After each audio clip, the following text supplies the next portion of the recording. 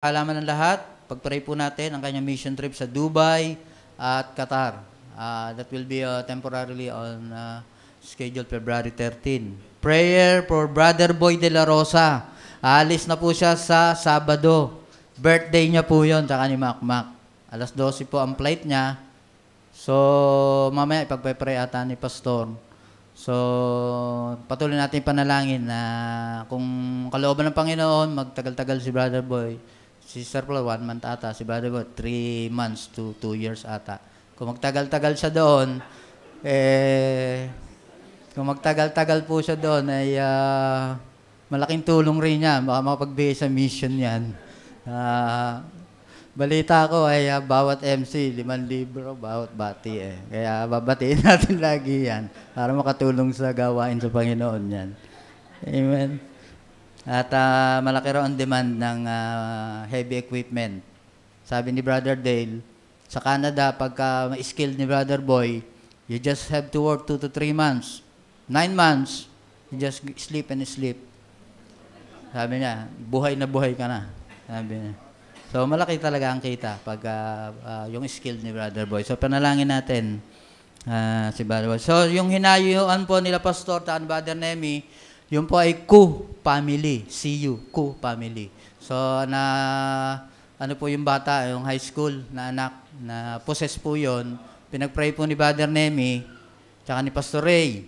So, praise the Lord. Aaten na po sila sa linggo. Amen.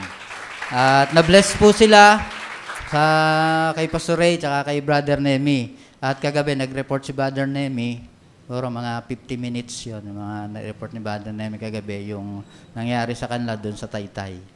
Okay? So, water baptism sa Sunday, mga outreach at mga gawain po natin. Okay? Pwede mapalakpakan natin ang Panginoon sa lahat ng kapangyarihan at ginawa niya, gagawin niya pa sa ating buhay. We believe kikilos muli ang Panginoon sa gabing ito. And we know that God answers prayer. Amen. Ano ang pangangailangan natin? Bawat isa sa atin, alam natin, maliit, malaki, gabundok, maliit man, pare-pareho yung pangangailangan yan, isa lang ang panggagalingan. At yan ay ang ating Panginoong Jesucristo. Tutugon siya sa tamang panahon. Amen? Okay? Wala na ba? Okay? So, let's all stand. Alam ko, ready na po tayo.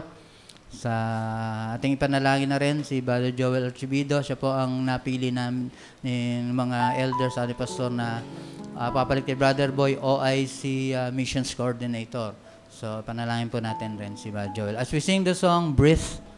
Amen. Alam natin, ang buhay natin galing sa Panginoon. Ang hininga natin, sabi nga, kung babayaran lang natin yung hininga natin, yung hangin na hininga natin, ay hindi natin kayang bayaran ito. Ito yan ang kapangyarihan ng Panginoon sa bawat sa atin. We know that ang Diyos ang naglikha sa bawat sa atin. Amen. Sing the song as we prepare our hearts for the preaching of the Word. Breathe.